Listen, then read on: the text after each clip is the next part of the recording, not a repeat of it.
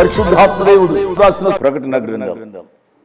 ఈ గ్రంథమును చదువువాడును వాటిని విని ఇందులో వ్రాయబడిన సంగతులను గైకును వారును ధన్యులు. ఈ సంగతులను గూర్చి సాక్ష్యమిచ్చువాడు నేను త్వరగా వచ్చుచున్నానని చెప్పుచున్నాడు. ఆమేన్. ప్రభువైన యేసు రమ్ము అని ఆ ప్రభువును ఆహ్వానిస్తూ ప్రకటన గ్రంథాన్ని మనం ధ్యానం చేసుకుందాం. క్రీస్తు యేసు పరిశుద్ధ నామాన్ని బట్టి మీ అందరికీ శుభాశీస్సులు. ఎలా ఉన్నారు? బాగున్నారా? ప్రతి విశ్వాసిని జీవితంలో తను ప్రార్థించింది, కన్నీరు ప్రార్థన, మోకాళ్ళ ప్రార్థన చేసిన దాంట్లో శుభం అవ్వాలని కోరుకుంటారు. ఈ ప్రార్థనలో, ఈ ప్రయత్నంలో, ఈ ప్రయాసపడడంలో అనేక మార్లు అధైర్యపడుతూ ఉంటాం. కానీ జీవం వెళ్ళిన దేవుడు అంటున్న మాట, ధైర్యం తెచ్చుకునము, నీకు శుభమవును గాక అని దేవుడు ఈ విధంగా ఇంత గొప్పగా ఆదరించి బలపరిచే దేవుడు ఉన్నారు అనే ఆత్మీయ సత్యాన్ని మనం తెలుసుకోవాలి అని అంటే ఈ రక్షణ సువార్త విని రక్షణ పొందాలి. ఇంత గొప్ప అవకాశాన్ని సద్వినియోగం చేసుకొని కోట్లాది ప్రజలు ఈ రక్షణ సువార్త వినేటట్టు వారు వెళ్ళలేకపోయినా వెళ్ళేలాంటి యేసునిచల పరిచర్యను ప్రోత్సహించి బలపరిచిన మిస్టర్ అండ్ మిస్సెస్ ఓబులయ్య గారు మరియు ఉదయశ్రీ గారు, వారు అనంతపూర్ డిస్టిక్ వాస్తవ్యులు, వారి కొరకు ప్రత్యేకంగా ప్రార్థిస్తాం. కృపాసత్య సంపూర్ణుడైన దేవ, జీవం కలిగిన మా దేవ, మీ పరిశుద్ధ పాదాల దగ్గరికి ప్రభా ఓబులయ్య గారిని, ఉదయశ్రీ గారిని తీసుకొని వస్తున్నాం. తండ్రి, మీరు ప్రోత్సహించారు, మీరు ప్రేమించారు, మీరు బలపరిచారు ప్రభా. ఈరోజు సర్వలోకము ప్రభా ధైర్యం తెచ్చుకొని జీవించే ఆత్మీయ అనుభవంలోకి నడిపించారు. ఎందుకనగా మన జీవితాల్లో శుభము కోరే దేవుడు ఉన్నారని, మనల్ని పరిశుద్ధపరిచే దేవుడు ఉన్నారు అనే ఆత్మీయ అనుభవంలోకి నడిపించే అవకాశాన్ని ఈ రక్షణ సువార్త ద్వారా మీరు అనుగ్రహించినందుకు ఎంతో వందనాలు. ఏ బిడ్డలైతే రక్షణ పొందలేరు, ఏ కుటుంబాలలో అయితే బహుబలంగా ప్రార్థిస్తూ ప్రయాసపడుతున్నారు, ఆ కుటుంబాన్ని ఈ వాక్యం ద్వారా ఆదరించి బలపరిచి నడిపించమని మేము వేడుకున్నాం. తండ్రి, ఓబులయ్య గారిని, ఉదయశ్రీ గారిని మీరు దీవించి ఆశీర్వదించిన ఇద్దరు సంతానం, సౌమ్య బీటెక్ చదువుతుంది, కుమారుడు ప్రశాంత్ బీటెక్ చదువుతున్నారు ప్రభావ. వారిద్దరు చదువుల కొరకు, భవిష్యత్తు కొరకే ప్రత్యేకంగా ప్రార్థిస్తున్నాం. అదేవిధంగా ఉదయశ్రీ గారి తండ్రి గారు, ధనరాజు గారికి ఉన్న ప్రతి అనారోగ్యాల నుంచి విడుదల కొరకే కూడా మేము ప్రార్థిస్తున్నాం. తండ్రి, ఈ కుటుంబాన్ని మీరు నిండుగా మెండుగా దీవించి ఆశీర్వదించండి, ఆధ్యాత్మికంగా బలపరిచి పరిశుద్ధపరచమని మేము వేడుకుంటున్నాం. తండ్రి, కుటుంబానికి ఈరోజు వాక్యం వింటున్న ప్రతి బిడ్డకి, ఈరోజు ఈ వాక్యం విని రక్షణ తీర్మానం తీసుకోబోతున్న బిడ్డలకి మీ ద్వారా ప్రేరేపింపబడి ఇస్తున్న వాగ్దానం, ఆజ్ఞ, సూక్తి తండ్రి నీకు శుభమవును గాక. దానియేలు గ్రంథం 10వ అధ్యాయం 19వ వచనం. అదేవిధంగా ఆజ్ఞ, ధైర్యం తెచ్చుకొమ్ము. దానియేలు గ్రంథం 10వ అధ్యాయం 19వ వచనం. సూక్తి, దేవుని పవిత్రతను తేలికగా తీసుకొనకొడి, ఎందుకంటే అది ఆయన వ్యక్తిత్వం యొక్క సారాంశం. Do not take the holiness of God lightly, for it is very essence of his character. తండ్రి, మా జీవితాల్లో పరిశుద్ధంగా జీవించే ఆత్మీయ అనుభవంలోకి నడిపించండి. ఎందుకంటే మా దేవుడు పరిశుద్ధుడు కనుక. కాబట్టి పరిశుద్ధతలో ఎక్కడ కూడా మేము రాజీ పడకుండా, ధైర్యపడకుండా ప్రభా మేము మీ కొరకు జీవించే అనుభవంలోకి నన్ను మమ్మల్ని నడిపించి బలపరచమని ఈరోజు ఈ వాక్యం విని రక్షణ తీర్మానం తీసుకోబోతున్న బిడ్డలకి ఈరోజు ఈ వాక్యం కోట్లాది ప్రజలు వినేటట్టు మీ ద్వారా ప్రేరేపింపబడి ప్రోత్సహించిన మిస్టర్ అండ్ మిస్సెస్ ఓబులయ్య గారు, ఉదయశ్రీ గారిని, వారి బిడ్డల్ని, కుటుంబాన్ని నిండుగా మెండుగా దీవించమని యేసు నామం అడిగి వేడుకుంటున్నాం తండ్రి. Amen. Praise the Lord. Hallelujah. ప్రభువుకు స్తోత్రం. ఎలా ఉన్నారమ్మా? ఎలా ఉన్నారు బాబు? మీరు ఎల్లప్పుడూ ఆరోగ్యంగా ఉండాలని, క్షేమంగా ఉండాలని, మీ కుటుంబ జీవితంలో శాంతి, సమాధానము, సంతోషము, సంతృప్తి, మీ శరీరాల్లో ఆరోగ్యం ఉండాలని మీ కొరకు నిత్యము ప్రార్థన చేస్తూ ఉన్నాం. ప్రకటన గ్రంథ ధ్యానాలు మనను ప్రభు వారికి చేరువ చేయాలి. ఇంకా ఎంతమంది రక్షింపబడలేదు, ఈ పాటికైనా రక్షింపబడే అనుభవంలోనికి రావాలని నేను మనవి చేస్తున్నాను.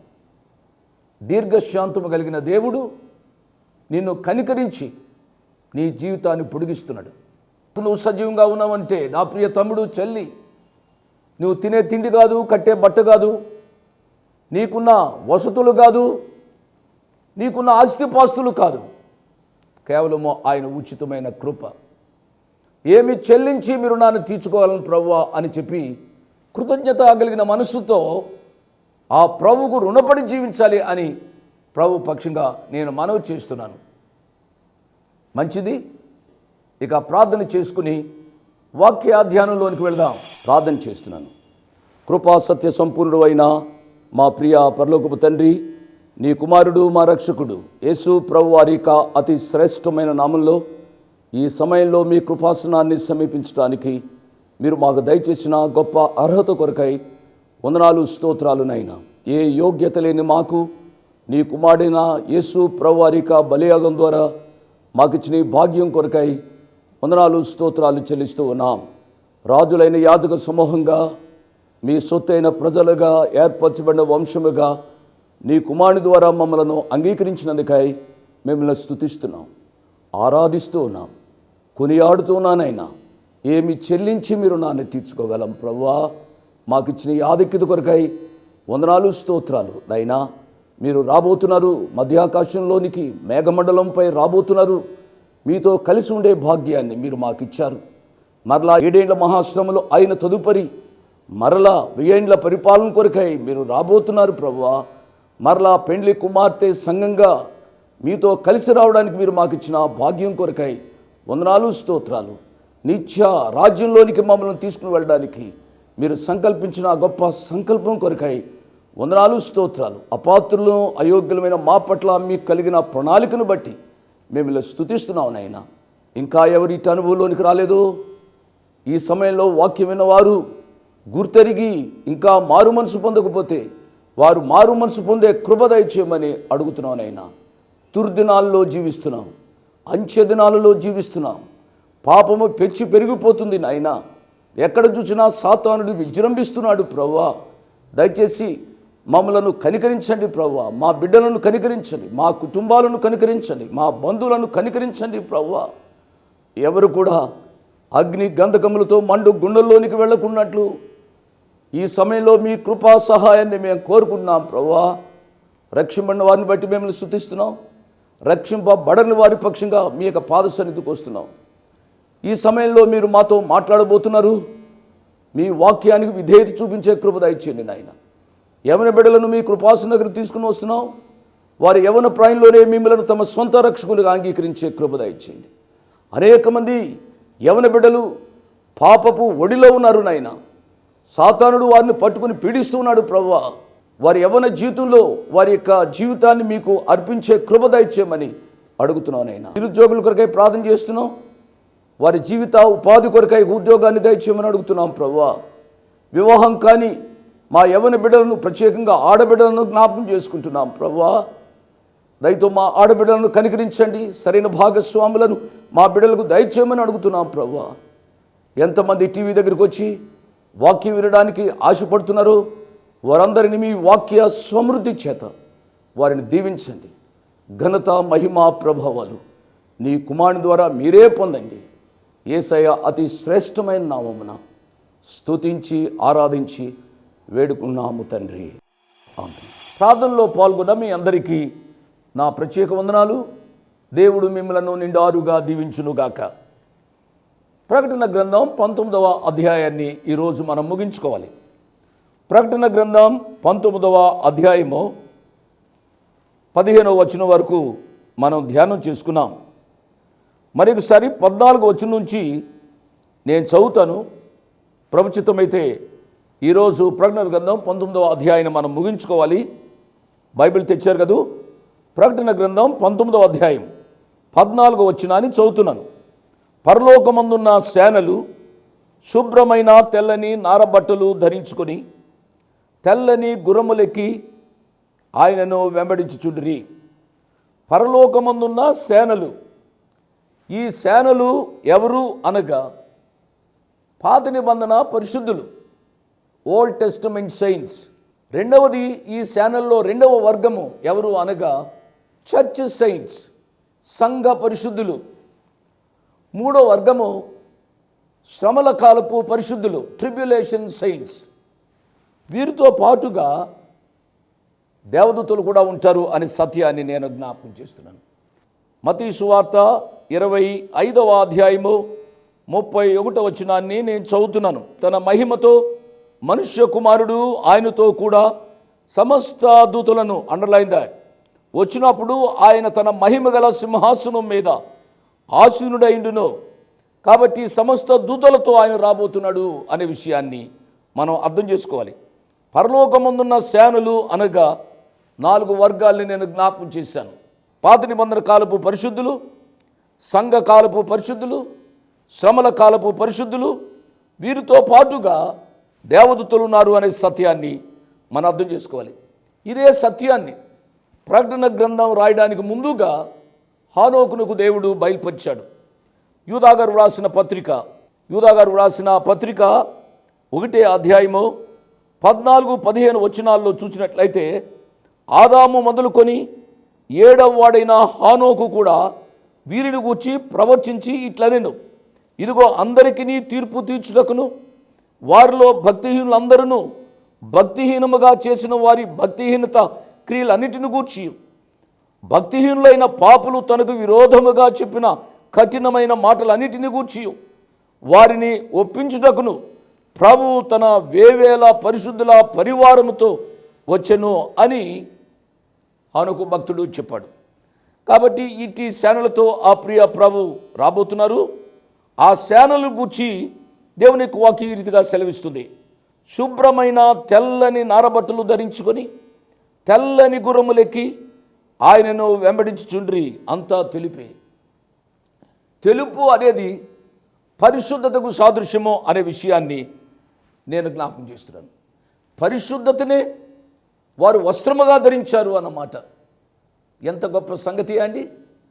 పరిశుద్ధత దేవుడు కోరుకునేది. తన యొక్క బిడ్డల యొక్క జీవితంలో పరిశుద్ధతను కోరుకుంటున్నారు. నేను పరిశుద్ధులను కాబట్టి మీరు కూడా పరిశుద్ధులుగా ఉండుడి అని చెబుతున్నారు. పిల్లరా, క్రైస్తవ జీవితము అని అంటేనే పరిశుద్ధత మీద ఆధారపడి ఉంది అనే విషయాన్ని నేను జ్ఞాపకం చేస్తున్నాను. పరిశుద్ధతలో మన జీవిత స్థాయి ఏ రీతిగా ఉందో మన వ్యక్తిగత క్యారెక్టర్ శీలము ఆధారపడి ఉంటుంది అనే విషయాన్ని నేను జ్ఞాపకం చేస్తున్నాను. మన బోధల మీద కాదు, మన పాటల మీద కాదు, మన వ్యక్తిత్వం మీద కాదు, మన తలాంతుల మీద కాదు ఆధారపడి ఉండేది. పరిశుద్ధ జీవితం మీద మన క్యారెక్టర్ ఆధారపడి ఉంది అనే సత్యాన్ని ఈ సమయంలో మనం గ్రహించాలి. ఆయన పరిశుద్ధ దేవుడు మనల్ని కూడా పరిశుద్ధులుగా ఉండాలని ఆశపడుతున్నాడు. గత దినాల్లో నేను చెప్పాను, ప్రకటన గ్రంథం 4వ అధ్యాయంలో ఆ 4 జీవులు ఆ ప్రభు వారిని స్తుతించే విధానం మనం చూచాము కదూ. అప్పుడు మనం చదివిన భాగం ఏమిటనగా, ఆ ప్రియ ప్రభువును వారు స్తుతిస్తూ ఉన్నారు.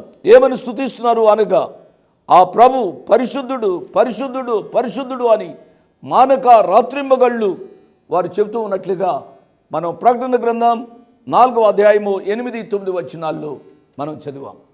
ఈ మాటలు చెబుతున్నప్పుడు మన మనస్సులు యెషయా గ్రంథం మీదకు వెళ్ళాలి. తీశారు కదూ. యెషయా గ్రంథము 6వ అధ్యాయం 3వ వచనాన్ని చదువుతున్నాను. వారు సైన్యములకు అధిపతిగు యెహోవా పరిశుద్ధుడు పరిశుద్ధుడు పరిశుద్ధుడు, సర్వలోకము ఆయన మహిమతో నిండి ఉన్నది అని గొప్ప స్వరముతో గాన ప్రతిగానములు చేయుచుండిరి. కాబట్టి పరలోకమంతా ఆ పరిశుద్ధ దేవుణ్ణి పరిశుద్ధుడు పరిశుద్ధుడు పరిశుద్ధుడు అని స్తుతి గానాలతో ఆయనను మహిమపరుస్తూ ఉన్నట్లుగా చదువుతూ ఉన్నాం. నా ప్రియులరా, మన యొక్క జీవితాల్లో కూడా పరిశుద్ధత సంతరించుకోవడానికి మనం ప్రయత్నం చేయాలని ప్రభు పక్షంగా నేను మనవి చేస్తున్నాను. మన తలాంతులు కాదు, మన యొక్క గొప్పతనాలు కాదు, ఆయన పరిశుద్ధుడు. మనం కూడా పరిశుద్ధులుగా లోకానికి చూపించుకోవడం ద్వారా ఆ పరిశుద్ధ దేవుణ్ణి అనేకులు అంగీకరించినట్లుగా భూలోకంలో ఆ పరిశుద్ధుని పక్షంగా మనం జీవించాలి అని నేను మనవి చేస్తున్నాను. మంచిది. వారు తెల్లని గుర్రములెక్కి ఆయనను వెంబడిస్తూ ఉన్నట్లుగా మనం చూస్తాం. వారు ఆయనను వెంబడిస్తున్నారు, కానీ యుద్ధం చేసేది వారు. మీరు ఈ సత్యాన్ని గమనించాలి. యుద్ధము చేసేది ఆ ప్రియ ప్రభువే. ఈ మాటలు చెబుతూ ఉంటే నాకు ఒక వచనం గుర్తుకొస్తుంది. ఏమిటి అనగా, ఊరక నిలుచుండి చూడుడి, యుద్ధము యెహోవాది. ఆయన నీ పక్షముగా యుద్ధము చేసేవాడు.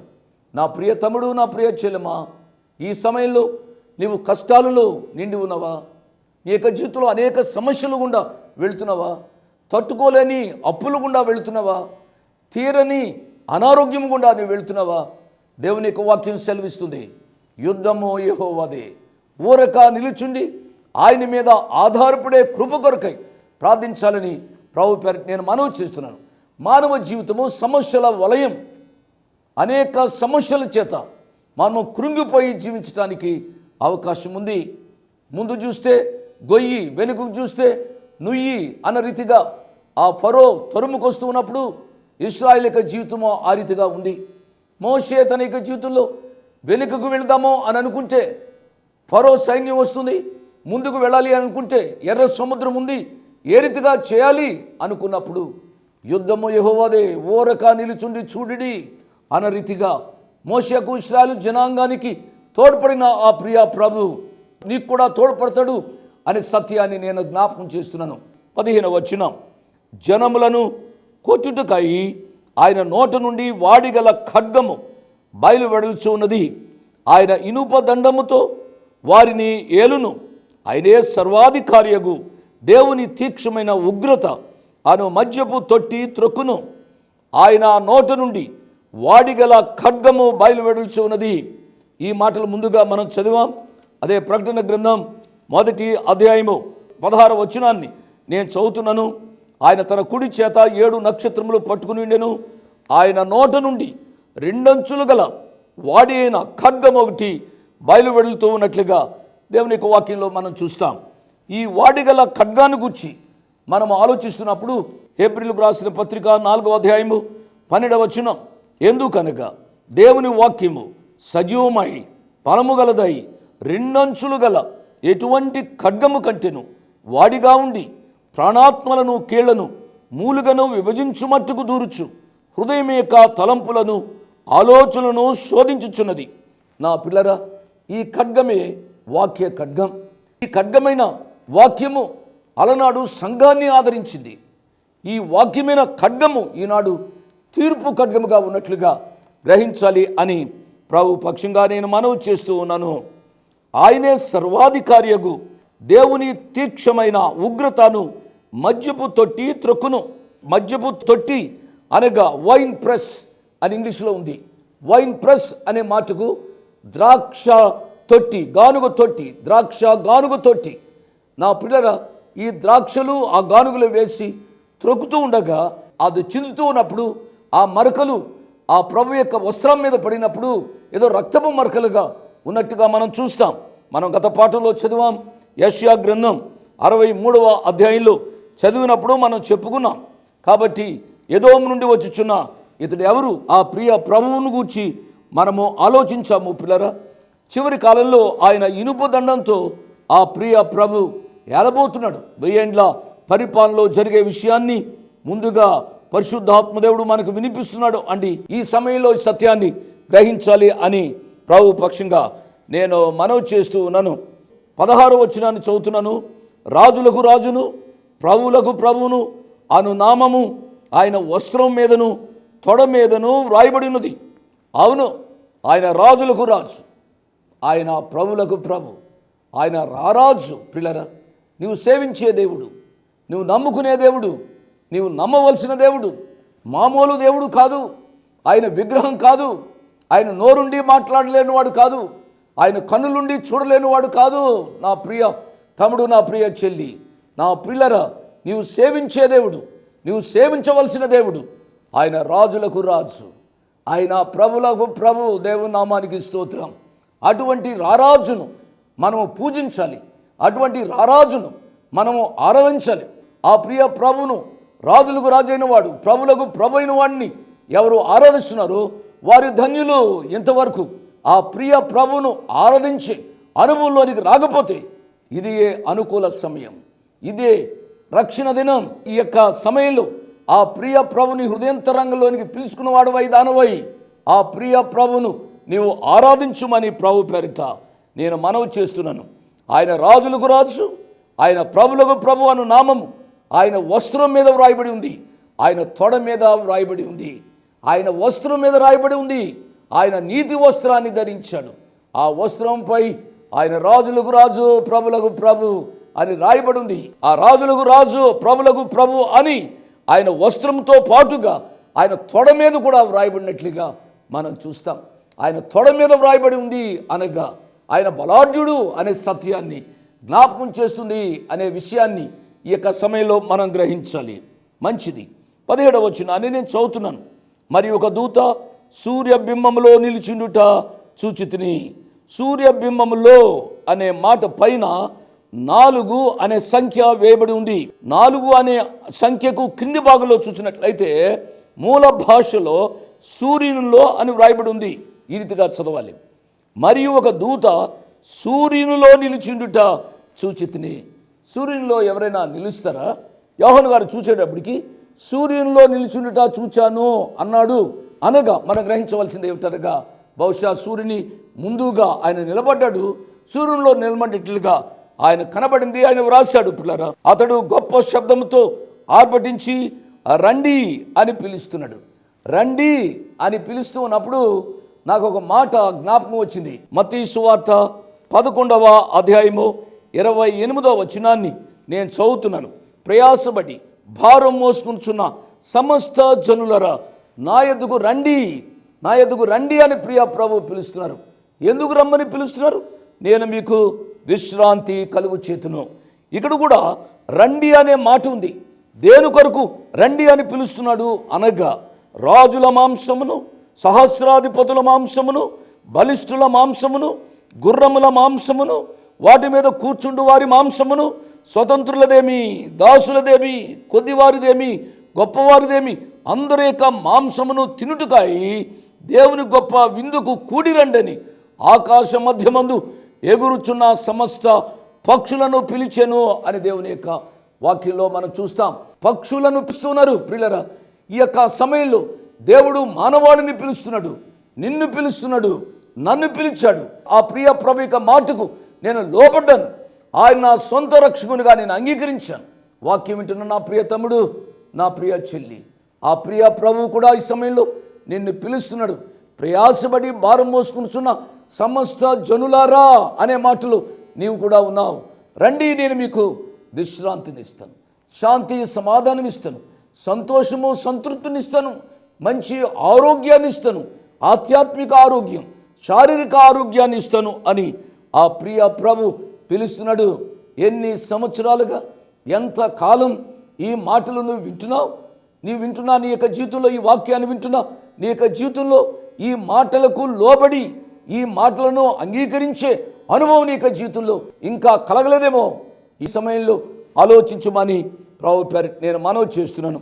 సమస్త పక్షులను ఒక దూత పిలుస్తూ ఉన్నట్లుగా మనం చదువుకున్నాం. ఎందుకు పిలుస్తున్నారు అనగా, దేవుని యొక్క వాక్య భాగంలో మనం చదివిన వాక్య భాగంలో దేవుని గొప్ప విందుకు కూడి రండి అని పిలుస్తూ ఉన్నట్లుగా చూస్తాం. ప్రకటన గ్రంథం 19వ అధ్యాయంలో 2 విందులు గూర్చి మనం చదివాం. ఒక విందు ఏమిటి అనగా 9వ వచనం. అదే ప్రకటన గ్రంథం 19వ అధ్యాయము 9వ వచనం, గొర్రె పిల్ల పెండ్లి విందు. పిల్లరా, ఇక్కడ మనం చూసినట్లయితే దేవుని గొప్ప విందు, 2 విందులు. గొర్రె పిల్ల పెండ్లి విందుకు పిలువబడిన వారు ధన్యులని వ్రాయము. కనుక ధన్యులైన వారిని గొర్రె పిల్ల పెండ్లి విందుకు పిలువబడినట్లుగా మనం చదువుకున్నాం, మనం ధ్యానం చేసాం. గొర్రె పిల్ల పెండ్లి విందుకు ఎవరు పిలువబడతారు అనగా, పాత నిబంధన కాలపు పరిశుద్ధులు, శ్రమల కాలపు పరిశుద్ధులు ఆ వివాహానికి, ఆ వివాహం యొక్క విందులకు పిలువబడినట్లుగా మనం చూస్తాం. ప్రభువు వారి కంటే ముందుగా మరణమైన బాప్తిస్మమిచ్చు యోహాను కూడా అతిథిగా ఆ పెండ్లి విందునకు పిలువబడ్డాడు అండి. నా ప్రియులరా, ఈ సమయంలో నేను మనవి చేసేది ఏమిటనగా, ఆ విందుకు పిలువబడిన వారు పాత నిబంధన కాల పరిశుద్ధులు, శ్రమల కాల పరిశుద్ధులు, బాప్తిస్మమిచ్చు యోహాను గారేమో. కానీ ఒక గొప్ప సంగతిని ఈ సమయంలో నువ్వు గ్రహించాలి. గొర్రెపిల్ల పెండ్లి కుమారుడిగా నీవు నేను రక్షింపబడిన సమూహం పెండ్లి కుమార్తె సంఘంగా ఉండడం అనేది ఎంత గొప్ప ధన్యతండి. నీవు అతిథిగా పిలువబట్టంలే, నీవు పెండ్లి కుమార్తెగా ఉండడానికి ఈ సమయంలో ఆ ప్రియ ప్రవర్తన వాక్యం ద్వారా నిన్ను పిలుస్తున్నాడు. నీవు గ్రహించాలి, దేవుడు తన స్వరక్తం ఇచ్చి సంపాదించింది సంఘం. దేవుడు అనగా యేసు ప్రభువారు. యేసు ప్రభువారు తన స్వరక్తం ఇచ్చి నిన్ను కొన్నాడు, నిన్ను కన్నాడు, నిన్ను సంఘంలో ఆయన ఏర్పాటు చేసుకున్నాడు. ఆ సంఘమే పెండ్లి కుమార్తెగా, పెండ్లి కుమారుడిని యేసు ప్రభువారితో ఆ వివాహోత్సవ సమయంలో పిల్లల విందు జరుగుతుంది. ఆ విందుకు పిలువబడ్డారు. ఇంకొక విందు దేవుని గొప్ప విందు. ఈ విందు ఏమిటి అనగా, ఈ యొక్క చదవబడిన ఈ వాక్య భాగంలో ఉన్న వారందరి యొక్క మాంసమును తినడానికై సమస్త పక్షులు పిలువబడుతూ ఉన్నట్లుగా చూస్తాం. నువ్వు రక్షింపబడకుండా నిత్య నాశనానికి వెళ్ళినట్లయితే నీ శరీరాన్ని మనుషులు తింటారు అనే సత్యాన్ని గ్రహించాలని ఈ యొక్క సమయంలో నేను మనవి చేస్తున్నా. నువ్వు దేవుని వాక్యానికి భయపడి యేసు ప్రభువాన్ని ఈ యొక్క సమయంలో నీ హృదయ రక్షకునిగా అంగీకరించడానికి తీర్మానం చేసుకోవాలి. 3 విందులు గూర్చి గత పాఠాల్లో నేను చెప్తూ వచ్చాను. 1 కల్వరి విందు అని చెప్పాను. నీ కొరకు నా కొరకు ఆ ప్రియ ప్రభు కల్వరిలో విందుగా చేయబడ్డాడు. ఆ విందునే మనము ప్రతి ఆదివారము మనము ఆచరిస్తాం. దేవుని యొక్క బల్లగా ఆయన శరీరాన్ని, ఆయన శరీరమునకు సూచనగా రొట్టెను, ఆయన రక్తానికి సూచనగా రసాన్ని ప్రభు యొక్క బల్ల దగ్గరికి వెళ్ళి మనము ఆయనను ఆరాధిస్తామండి. నీ కొరకు నా కొరకు ఆయన కల్వరిలో రక్తాన్ని కార్చాడు. అది విందుగా కాబోయింది, అది విందుగా అయింది. ఆ కల్వరి విందులో పాల్గొన్నవారు ఎంత ధన్యులు అనే సత్యాన్ని గమనించాలి. ఆ కల్వరి విందులో పాల్గొన్నవారు గొర్రె పిల్ల వివాహంలో ఉంటారు. ఆ కల్వరి విందులో పాల్గొన్నవారు ఈ దేవుని గొప్ప విందును తప్పించుకుంటారు.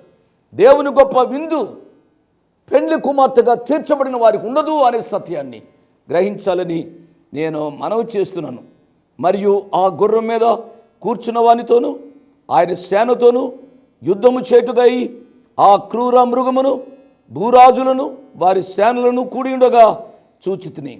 ఆ గుర్రం మీద కూర్చున్నవారు ఎవరో గ్రహించాలని నేను మనవి చేస్తున్నాను. ఆ గుర్రం మీద కూర్చున్న వారు నీ ప్రియ ప్రభు.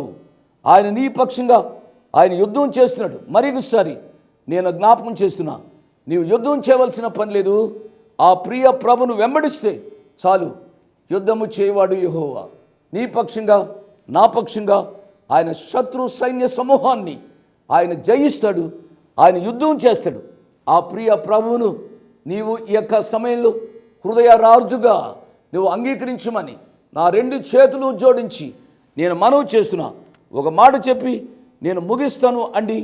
ఆ రారాజుపై ఈ క్రూర మృగము, భూరాజులు, వారి సేనలు కూడి యుద్ధం చేస్తూ ఉన్నట్లుగా మనం చూస్తాం. నేను ఇంకా జ్ఞాపకం చేస్తానండి. ఎవరు యుద్ధం చేశారు, ఎందుకు యుద్ధం చేయవలసి వచ్చిందో, వీరెవరో ఈ సత్యాలు మనం వచ్చే పాఠంలో మనం నేర్చుకుందాం. మిగిలిన భాగాన్ని చదువుకొని మరుసటి పాఠానికి సకాలానికి రమ్మని నేను మనవి చేస్తున్నాను. అట్టి కృప పరిశుద్ధాత్మ దేవుడు దయచేయునుగాక. Praise the Lord. మీ ముందుకు రావడానికి ఒక ప్రాముఖ్యమైన కారణం, మేము ఈ టీవీ పరిచర్యని ఎందుకు ప్రారంభించాం, ప్రాముఖ్యంగా తండ్రి అయిన నాన్నగారు, కీర్తిశేషులైన నాన్నగారు జోష్ అన్నగారు ఎందుకు ప్రారంభించారు అనేది వారి మాటల్లోనే విందాం. ఈ కార్యక్రమాన్ని నిర్వహించడానికి నేను ఎంతో ధైర్యం చేశాను అనే విషయాన్ని జ్ఞాపకం చేస్తున్నాను. డబ్బుండి ఈ కార్యక్రమాన్ని ప్రారంభించలేదు. నన్ను రక్షించి ఇంతవరకు పిలిచిన ప్రభు ఉన్నారు అని, తదుపరి విశ్వాసులైన మీరు ఉన్నారు అనే ధైర్యంతో ఈ కార్యక్రమాన్ని కొనసాగిస్తున్నాం. విన్నారు కదా, నాన్నగారు ఏ ధైర్యమైతే వారు చేసి టీవీ కార్యక్రమాలని ప్రారంభించారు. మన రక్షకుడైన యేసు ఉన్నారని, విశ్వాసులైన మీరు ఉన్నారనే ధైర్యంతోనే ఈ టీవీ కార్యక్రమాలని మేము కొనసాగిస్తున్నాం గత సంవత్సరాలుగా. ఇక ముందు కూడా మేము కొనసాగించాలి అని అంటే మీలో విశ్వాసులైన మీరు, ప్రేరేపింపబడ్డవారు మీరు, వచనం వెంబడి వచ్చిన ధ్యానాలు జోషన్న గారివి, పాయింట్ వైజ్ ధ్యానాలు జాన్ స్పర్జన్ గారివి, హీరోస్ ఆఫ్ ది బైబిల్ అనే సిరీస్ ధ్యానాలు భక్త్ సింగ్ నావి కొనసాగేటట్టు మీరు ప్రేరేపింపబడితే, మీరు సహాయం చేసి మీరు నేరుగా నాతోని మాట్లాడవచ్చు. నాతో మాట్లాడి మాకు సహాయం చేయాలనేది నా మనవి. కాబట్టి మీరందరూ ఏ భారమైతే, సేవా భారమైతే నాన్నగారు గత 40 సంవత్సరాలుగా ముందుకు కొనసాగించారు, ఇప్పుడు యవనస్తులమైన మా అన్నగారు జాన్ స్పర్జన్ గారు మాపై ఉంది. కాబట్టి మీరు కూడా ఏ విధంగా నాన్నగారిని అయితే ప్రోత్సహించారు, నాన్నగారిని ఆదరించారు, మమ్మల్ని కూడా ఆ విధంగానే ప్రోత్సహించి ఆదరిస్తారని నమ్ముచు సెలవు తీసుకుంటున్నాను. దేవుడు మిమ్మల్ని దీవించి ఆశీర్వదించునుగాక. ఆమేన్.